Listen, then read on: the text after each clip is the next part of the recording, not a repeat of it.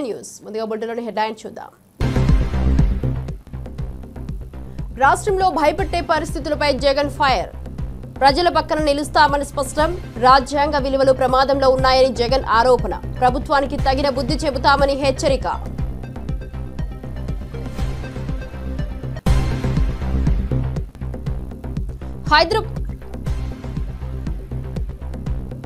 హైదరాబాద్ ను పరిశ్రమల హబ్ గా మార్చబోతున్నామన్న రేవంత్.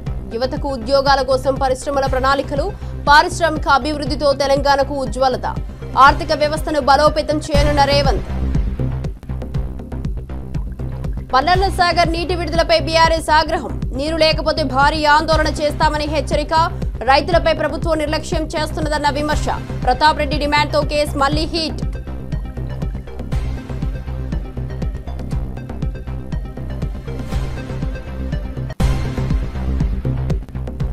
సంక్షేమ పథకాలపై గాదరి కిషోర్ సంచలనం. సామేల్ పథకాలను సమర్థించిన తుంగతుర్తి ఎమ్మెల్యే కిషోర్ వ్యాఖ్యలు రాష్ట్ర వ్యాప్తంగా చర్చనీయాంశం. ప్రజాపక్ష పథకాలపై ప్రజలకు భరోసా.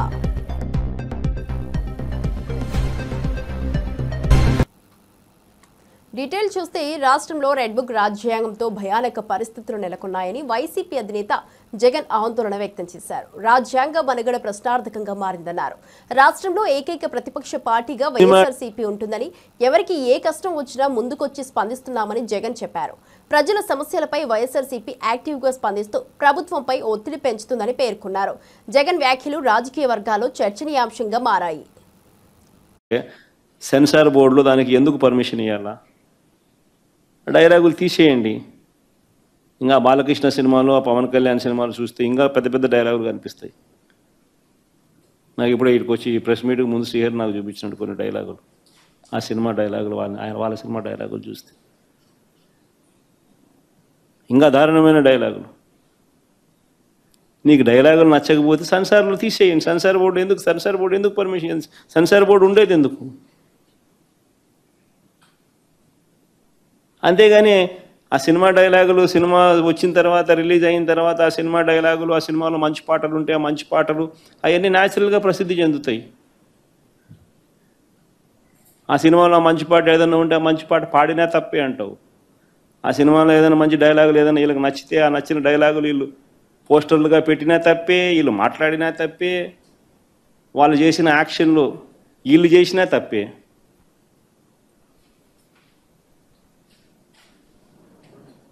వాళ్ళు ఇలా అన్నా తప్పే, వాళ్ళు ఇలా అన్నా తప్పే. ఎందుకు మరి సినిమాలు ఎందుకు తీస్తున్నారు స్వామి? మీరు ఆపేసేయండి, మూసేయండి. ప్రజాస్వామ్యంలో ఉన్నామా లేదా అన్నది నిజంగా ఆలోచన చేసుకోవాలి మనం అంతా. ఇలాగొచ్చే నష్టపోయింది. అదే సినిమా డైలాగ్ రాసుకున్నాడు, పాట పాడితే పాడినాడు, డైలాగులు కొట్టినాడు. ఇలాగొచ్చే నష్టమైంది అంటాను నేను. గుమ్మడికాయలు దొంగంటే భుజాలు తడుముకున్నట్టుగా ప్రతిదీ కూడా వాళ్ళు ఏమన్నా కానీ నిన్నే అన్నట్టుగా నువ్వెందుకు బాధపడతా ఉన్నావు? కేంద్ర మంత్రులు తెలంగాణకు చేసిందేమీ లేదని, రాష్ట్ర అభివృద్ధి కాంగ్రెస్ పాలనలోనే సాధ్యమవుతుందని చామల కిరణ్ కుమార్ రెడ్డి భువనగిరి ఎంపీ విమర్శించారు. తెలంగాణ అభివృద్ధి కోసం కేంద్రం తీసుకుంటున్న చర్యలు సరిగా లేవని, ప్రజలకు నష్టమే జరుగుతోందని ఆవేదన వ్యక్తం చేశారు. రాష్ట్ర పురోగతికి కాంగ్రెస్ పాలనే ఏకైక మార్గమని కిరణ్ కుమార్ రెడ్డి స్పష్టం చేశారు. తెలంగాణ ప్రజలకు ఉన్న సమస్యలపై కేంద్రం స్పందించాలంటూ డిమాండ్ చేశారు. ప్రధానమంత్రి బొమ్మనేసి తిప్పుదాం. తెలంగాణ ప్రజలకు మీరు కలిస్తేనే ఈ మెట్రో జరిగింది అన్న విషయం చెప్దాం. RRR రీజనల్ రింగ్ రోడ్ ఈరోజు లైఫ్ లైన్ తెలంగాణకు, మనం అర్బనైజేషన్ కావడానికి. రామచంద్రరావు గారు మీరు కొత్తగా అధ్యక్షులు అయ్యారు కాబట్టి మీరు కూడా RRR కోసం పోరాటం చేయండి. గతంలో ఉన్న మీ కిషన్ రెడ్డి గారు కానీ, బండి సంజయ్ గారు కానీ ఇప్పుడు వాళ్ళ అధ్యక్షులుగా చేసి ఇప్పుడు భారతదేశంలో ఉన్నటువంటి ప్రభుత్వంలో ఈరోజు సెంట్రల్ గవర్నమెంట్లో ఇద్దరు మంత్రులుగా ఉండి కూడా ఏం చేయలేకపోయారు.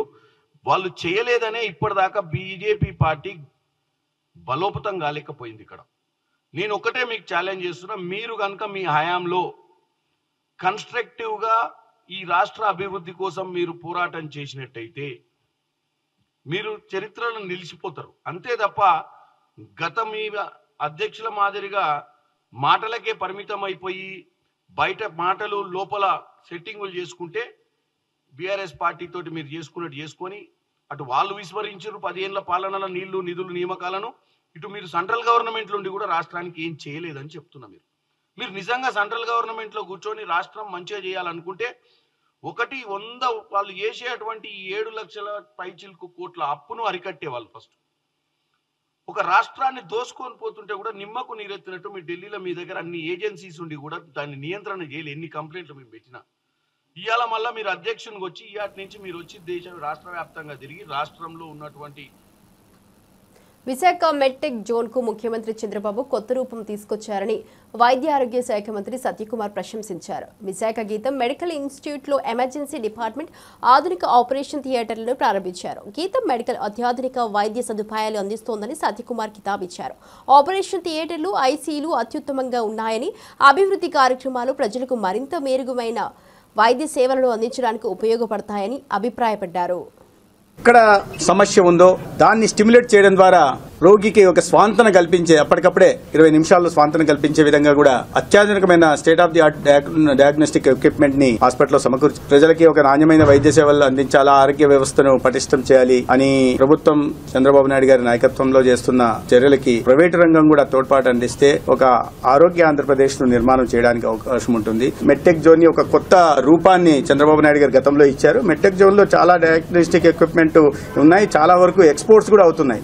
గతంలో ఇంపోర్ట్ చేసుకునే స్థితి నుంచి వాళ్ళ ఎక్స్పోర్ట్ చేసే స్థితికి వచ్చాం, మరింత పటిష్టపరుస్తుంది.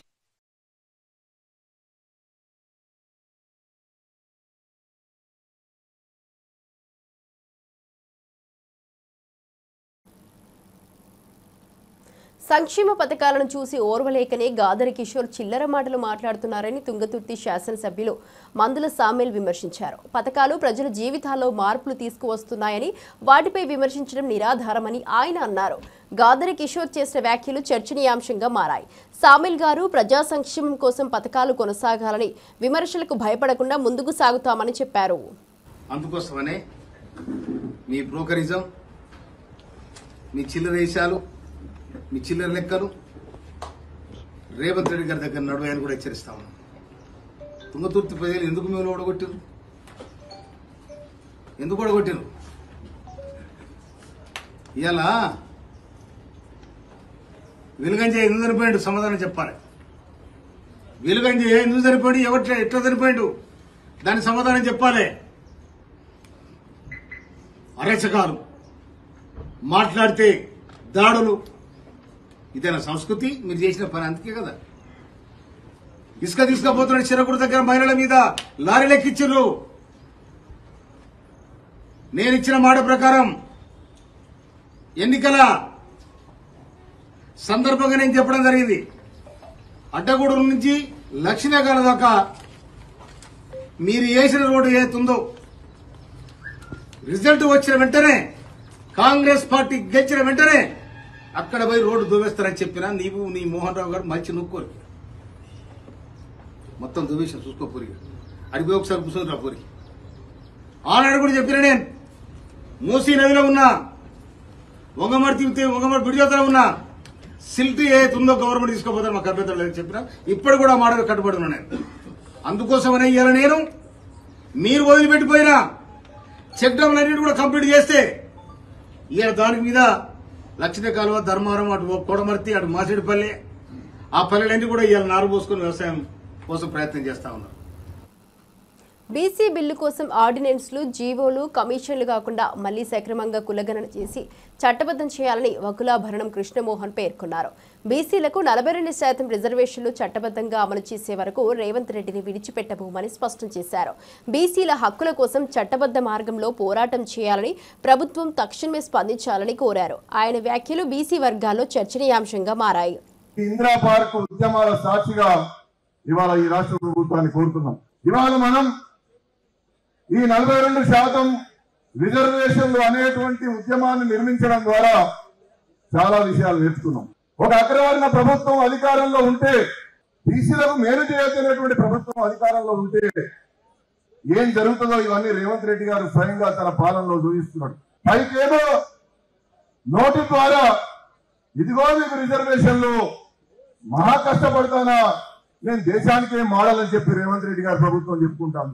నువ్వు రోల్ మోడల్ ప్రభుత్వం అయితే, నువ్వు దేశానికి మార్గదర్శకమైనటువంటి ప్రభుత్వం అయితే, ఈ 19 నెలల నుండి ఏం నువ్వు చేసే తమాషా, ఒక్క పద్ధతి కూడా చక్కగా చేయకుండా మమ్మల్ని నువ్వు ఇబ్బంది పెడుతున్నావు. నేను అడుగుతున్నా రాహుల్ గాంధీ గారు, ఈ రాష్ట్రంలో నువ్వు చాలా శాస్త్రీయంగా గణన చేసినని చెప్తున్నావు. మరి శాస్త్రీయంగా గణన చేసి మన అందరి లెక్కలు నీ దగ్గర ఉన్నాక, ఎవరికి రాజకీయ అధికారం రాలేదో, ఎవరికి విద్యా ఉద్యోగ రంగంలో ప్రాతినిధ్యం రాలేదో నీ దగ్గర లెక్కలు ఉన్నాక నువ్వు ఎందుకయ్యా నీ బిల్లులను నువ్వు లోకసభలో రాజ్యసభలో కొట్లాడి రాష్ట్రపతి గారితో నువ్వు ఒప్పించలేకపోతున్నావు. నువ్వు శాస్త్రీయంగా చేసినావు కదా, బీసీల కోసం నీ కాంగ్రెస్ పార్టీ కట్టుబడి ఉన్నది కదా, నీ రేవంత్ రెడ్డి గారి యొక్క పాలన చాలా గొప్పగా జరుగుతున్నది కదా, కోసం ఈ 42% అమలు చేయడం లేదు. నేను పద్ధతుల జోలికి, చట్టాల జోలికి, మనకు కావాల్సిన 40 నువ్వు ఇస్తావా? నేను శాసనసభలో దిగిపో. ఢిల్లీలో తెలుగు రాష్ట్రాల సీఎంల సమావేశంపై కేంద్రం చూపిన చొరవను సిపిఐ నారాయణ శుభసూచకంగా అభివర్ణించారు. ఉమ్మడి రాష్ట్రంలోనూ నదీ జలాల సమస్యలు ఉన్నాయని, వాటిని పరిష్కరించుకోవడం మంచిదని అన్నారు. నీటిని సమర్థవంతంగా పంపిణీ చేయడంపై దృష్టి పెట్టడం కీలకమని, ప్రాజెక్టుల గురించి మాట్లాడితే నష్టం జరిగే అవకాశం ఉందని నారాయణ సూచించారు. నీటి వనరుల సమర్థ వినియోగంపై చర్చలు జరగాలని, కేంద్రం చొరవను సత్కరించాలని కోరారు. రాష్ట్రాలు విడిపోయిన తర్వాత సహజంగా ఏ రాష్ట్రం ఆ రాష్ట్రానికి పట్టుదల వస్తుంది. అలాంటప్పుడు కేంద్రం చొరవ చూపించి ఏదో న్యాయబద్ధమో దాని ప్రకారం పరిష్కారం చేయడం మంచిది. ఇప్పటికైనా కేంద్ర ప్రభుత్వం అలాంటి లైన్ తీసుకున్నందుకు, ఇద్దరు ముఖ్యమంత్రులు కూడా అంగీకరించేందుకు, ఎందుకంటే గతంలో కొంతమంది అంగీకరించేవాళ్ళు కాదు, ముఖ్యమంత్రులు ఇద్దరు అంగీకరించారు, వచ్చి మాట్లాడుకోవడం మంచిది. అయితే మా సలహా ఏంటంటే, ముందర నీటి పంపిణీ పరిష్కారం కాకుండా ప్రాజెక్టుల గురించి మాట్లాడితే నష్టం వస్తుంది. ఇది మిగులు జలాలు నిజమే, సముద్రంలో పోవడం అన్యాయమే. మరి మిగులు జలాలు ఎంత పోతా ఉన్నాయో లెక్కేసుకొని దానిలో ఎంత భాగం వాళ్ళు వాడుకోవాలో, ఎంత భాగం ఈ రాష్ట్రం వాడుకోవాలో అది పరిష్కారం చేయడం మంచిది. అది నీటి వాటా పరిష్కారం కాకుండా మన ప్రాజెక్టు మేము కట్టుకుంటాం, మళ్ళీ అనుమతి తెచ్చుకుంటామంటే మళ్ళీ ఇదే వివాదం మొదలవుతుంది. మొదట జల వివాదాన్ని పరిష్కారం చేసుకోవాలి. ఎవరెన్ని మిగిలిన వాడుకోవాలో ఒక అవగాహన రావాలి. సినీ నటి ప్రణీత తిరుమల శ్రీవారిని దర్శించుకున్నారు. బుధవారం వీఐపీ ప్రారంభ విరామ దర్శన సమయంలో ఆమె భర్త కుమారుడితో కలిసి స్వామివారి సేవలో పాల్గొన్నారు. దర్శన అనంతరం రంగనాయకుల మండపంలో పండితులు ఆమెకు ఆశీర్వచనం చేసి స్వామివారి తీర్థ ప్రసాదాలను అందజేశారు. అత్తారింటికి దారేది, రభస, పాండవులు తుమ్మిద, బ్రహ్మోత్సవం, హలో గురు, ప్రేమ కోసమే వంటి చిత్రాలు ప్రణీతకు మంచి గుర్తింపు తెచ్చాయి.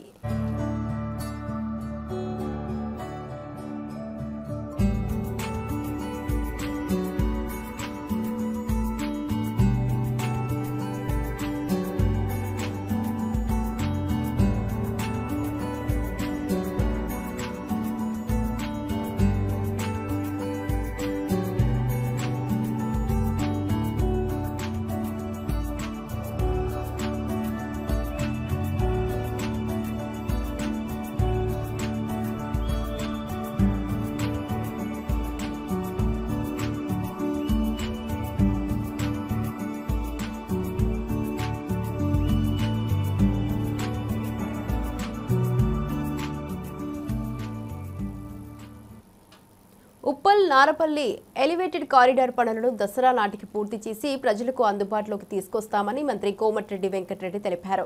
స్థానిక ఎమ్మెల్యే బండారు లక్ష్మారెడ్డి అధికారులతో కలిసి పనులను పరిశీలించారు. 2017లో ప్రారంభమైన ఈ వంతెన నిర్మాణం మధ్యలో ఆగిపోవడంతో వాహనదారులు ఇబ్బందులు ఎదుర్కొంటున్నారు. గాయత్రి సంస్థ పనులను పూర్తి చేయలేకపోవడంతో మరో సంస్థకు అప్పగించారు.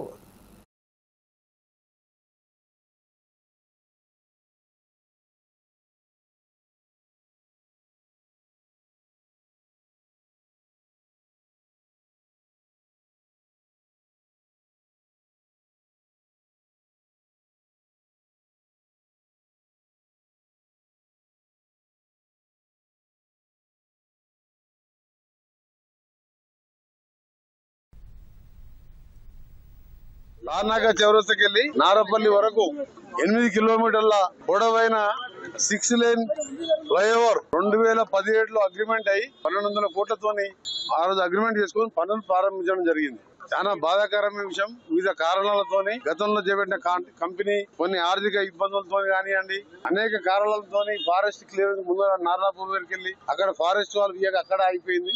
ఎట్టకేలకు మా ప్రభుత్వం వచ్చిన తర్వాత నేను ఎంపీ మినిస్టర్ అయిన తర్వాత నాకున్న పరిచయాలతో గడ్కరీ గారితో ఒప్పించి గతంలో చేపట్టిన company Gayatri construction company NCLT లో ఉండి ఆర్థిక ఇబ్బందులతో కంపెనీ ఉన్నప్పుడు మళ్ళా వేరే R&D కన్స్ట్రక్షన్ వాళ్ళతో మాట్లాడిపించి గడ్కరీ గారి సమక్షంలో ఒక 3 సార్లు సమావేశం ఏర్పాటు చేసి బాపినేని గారు అనే మంచి కాంట్రాక్టర్ కు ఇప్పించి దాన్ని ఇవాళ పనులు కూడా వేగవంతం చేయడం జరిగింది. ఒకటే టార్గెట్ పెట్టుకున్నాం, మా కాంట్రాక్టర్ కు మా ఇంజనీర్లకు చెప్పడం జరిగింది, దీన్ని వచ్చే దసరా లోపే ఓపెన్ చేయాలని. దసరా నాటికి దీని ప్రజలకు సౌకర్యం కల్పించడం, దీన్ని ఓపెన్ చేయడం జరుగుతుందని చెప్పి జరుగుతుంది. రాష్ట్ర ముఖ్యమంత్రి శ్రీ రేవంత్ రెడ్డి హైదరాబాద్ ను పారిశ్రామిక రంగంలో అగ్రగామి నగరంగా తీర్చిదిద్దేందుకు కట్టుబడి ఉన్నారు. ఈ క్రమంలో పారిశ్రామిక అభివృద్ధికి అవసరమైన మౌలిక సదుపాయాలు, పెట్టుబడులు, ప్రభుత్వ ప్రోత్సాహకాలు అందించేందుకు ప్రణాళికలు రూపొందిస్తున్నారు. పారిశ్రామిక ప్రగతిలో హైదరాబాద్ కీలక పాత్ర పోషించాలని, యువతకు ఉద్యోగ అవకాశాలు పెరగాలని ఆయన ఆకాంక్షించారు. పారిశ్రామిక వృద్ధి ద్వారా నగర ఆర్థిక వ్యవస్థను బలోపేతం చేసేందుకు ఆయన ప్రత్యేక దృష్టి పెట్టారు. ఈ మధ్య బయోఫార్మసైడ్ కానీ ఇతర పరిశ్రమలను ఆకర్షించడంలో కూడా తెలంగాణ రాష్ట్ర ప్రభుత్వం అన్ని రాష్ట్రాల కంటే ముందు ఉండి ఈరోజు తెలంగాణ రాష్ట్ర ప్రభుత్వం కర్ణాటకతోనో ఆంధ్రప్రదేశ్తోనో లేకపోతే మహారాష్ట్రతోనో ఇతర రాష్ట్రాలతో పోటీ పడడం కాదు, ప్రపంచ దేశాలతోనే పోటీ పడాలని ప్రపంచంలో ఉన్న అధునాతనమైన విధానాలను పరిశ్రమలను ఇక్కడికి ఆహ్వానించాలని Telangana Rising 2047. We wanted to dedicate our policy on December 9, 2025. That is Telangana Rising 2047. Our target is 2035. We wanted to reach $1 trillion economy from Telangana state. We wanted to achieve by 2047 $3 trillion economy of this country. Government of India is targeted for $30 trillion economy by 2047. We wanted to contribute ourselves 10% of the Indian government economy. So we wanted to make sure our policies, our permissions, our infrastructure, we wanted to develop up to the mark. We wanted to create a China plus one country. Now the entire world after COVID, they are searching for China plus one country.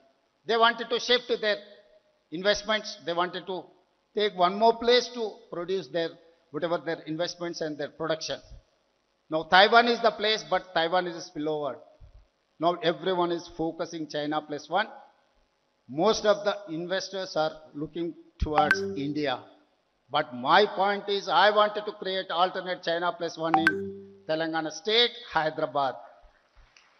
So that is why we are working hard to create an atmosphere and infrastructure and policies. I need your support.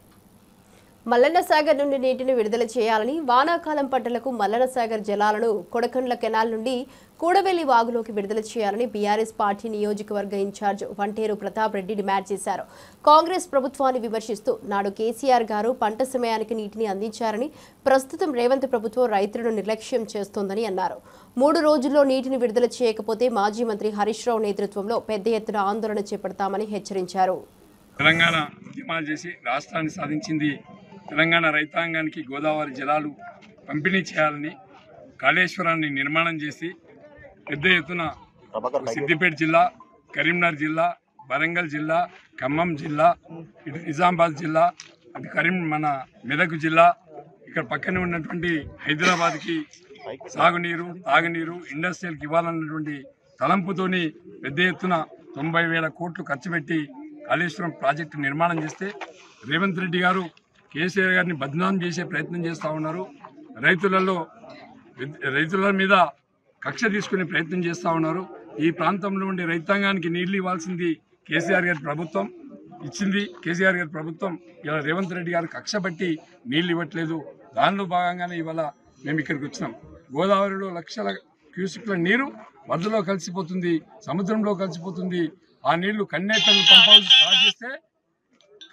Pump start చేస్తే మేడిగడ్డ, సుందిర్ల నుంచి నీళ్లు వచ్చి మరి ఇక్కడ ఎల్లంపల్లి కానీ, మిగ్మానేర్ ద్వారా కానీ, మరి అన్నపూర్ణ కానీ, రంగనాయకుల సాగర్ కానీ, మల్లన్న సాగర్, కొండపోచమ్మ సాగర్లో కెనాల్స్ ద్వారా లక్షల ఎకరాలకు నీళ్ళు ఇచ్చినటువంటి గత ప్రభుత్వం మరి ఈ ప్రభుత్వం వచ్చినాక ఎవరికి నీళ్ళు ఇవ్వట్లేదు, రైతుల్ని మోసం చేసే ప్రయత్నం చేస్తూ ఉంది. దానిలో భాగంగానే ఇలా మేము రైతులతో కలిసి బీఆర్ఎస్ పార్టీ నాయకత్వంలో మరి హరీష్ రావు గారి ఆదేశాల మేరకి మరి పెద్ద ఎత్తున ఇక్కడ ధర్నా చేపట్టినాం. మరి భవిష్యత్తులో కూడా మరి 2-3 రోజులలో ప్రభుత్వం వెంటనే స్పందించకుంటే మేము హరీష్ రావు గారి నాయకత్వంలో మల్లన్న సాగర్ గేట్లు ఓపెన్ చేస్తాం. వేలాది మంది రైతులతో అలా కూడా వినకపోతే ప్రభుత్వం మా మీద ఏదైనా కేసులు పెట్టాలని ప్రయత్నం చేస్తే రాజీవ్ రహదారిని 10,000 బైకులతోని దిగ్బంధం చేస్తాం. వంట వార్పు కార్యక్రమాన్ని ఏర్పాటు చేస్తాం. ప్రభుత్వం దిగిరి వచ్చే వరకు పోరాటం చేస్తాం.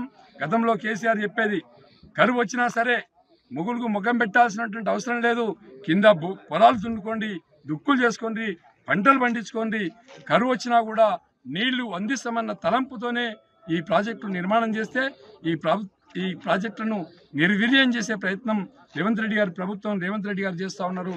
కాబట్టి మేము వెంటనే ఈ నీళ్లు ఉన్నాయి, అలా మల్లన్న సాగర్లో నీళ్లున్నాయి, కొండపోచమ్మ సాగర్లో ఉన్నాయి, అన్నాపూర్ణలో నీళ్లున్నాయి, పక్కనే ఉన్నటువంటి రంగనాయక సాగర్లో నీళ్లు.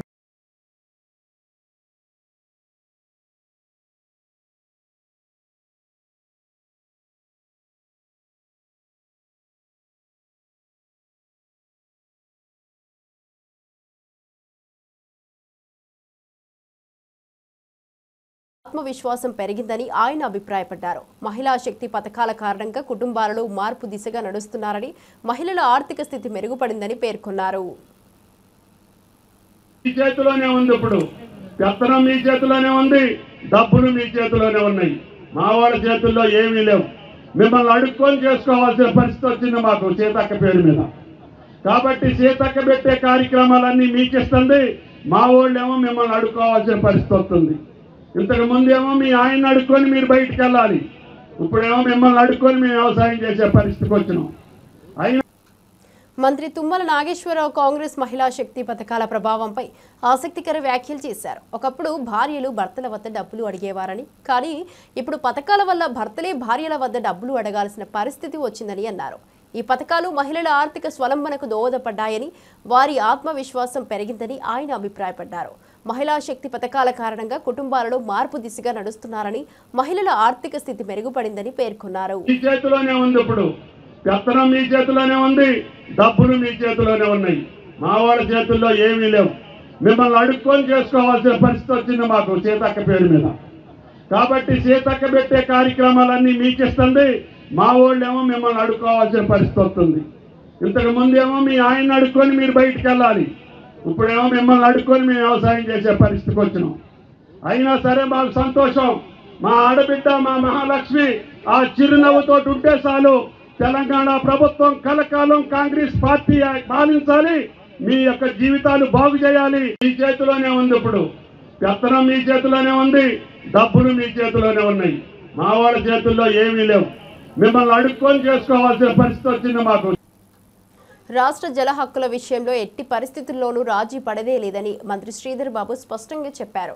గత ప్రభుత్వం ఆంధ్ర ప్రాంతానికి మాత్రమే నీటిని కేటాయించిందని, తాము అందుకు వ్యతిరేకంగా నిలబడతామని వ్యాఖ్యానించారు. పెద్దపల్లిలో జరిగిన ఇందిరా మహిళా శక్తి సంబరాల సభలో మంత్రులు సీతక్క, శ్రీధర్ బాబు, తుమ్మల పాల్గొన్నారు. మహిళల అభ్యున్నతికి కాంగ్రెస్ పార్టీ అనేక కార్యక్రమాలు చేపట్టిందని, వీహబ్ నిర్మాణానికి ప్రణాళికలు సిద్ధం చేస్తున్నామని తెలియజేశారు.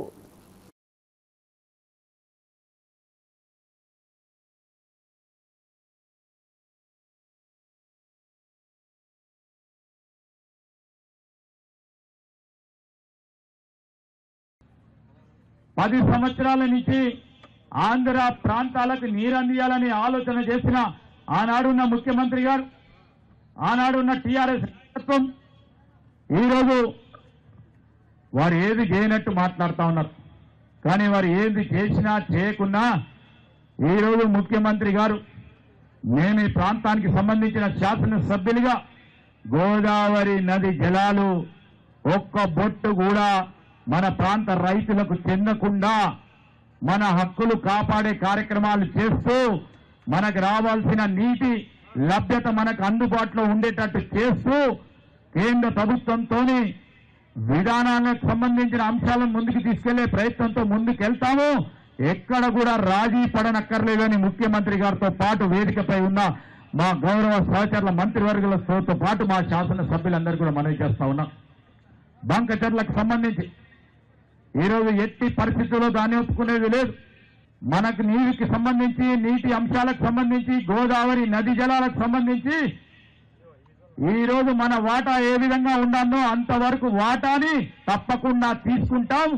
ఈ ప్రాంతానికి సంబంధించిన నీరు ఇక్కడ అందిన తర్వాత మరి ఇతర ప్రాంతాలకు పోవటమో లేదో కేంద్ర ప్రభుత్వం నిర్ణయం. ఈరోజు మనం వారు చేసినట్టు కాళేశ్వరం ప్రాజెక్ట్ ఏమో ఈడ కడతారు, ఇతర ప్రాంతాలకు పోవడానికి మాకేం ఇబ్బంది లేదు. కానీ కాళేశ్వరం పరిసరాల ప్రాంతాలకు సంబంధించి ఈరోజు అటున్న మంతని కానీ ఇక్కడున్న పెద్దపల్లి కానీ పక్కనున్న రామగుండం కానీ ఎక్కడ కూడా ఒక నీటి బొట్టు కూడా ఇవ్వకుండా కాళేశ్వరం ప్రాజెక్టు 1,00,000 కోట్ల రూపాయలతో కట్టి వారు ఎక్కడికి తీసుకెళ్లే కార్యక్రమం చేసిండ్రో చూసి కూలిపోయిన డ్యాంలకు సంబంధించి ఈరోజు గొప్పగా మాట్లాడుతా ఉన్నారు. ప్రాంతాలకు పోవటమో లేదో కేంద్ర ప్రభుత్వం నిర్ణయం. ఈరోజు మనం వారు చేసినట్టు కాళేశ్వరం ప్రాజెక్ట్ ఏమో ఈడ కడతారు, ఇతర ప్రాంతాలకు పోవడానికి మాకేం ఇబ్బంది లేదు.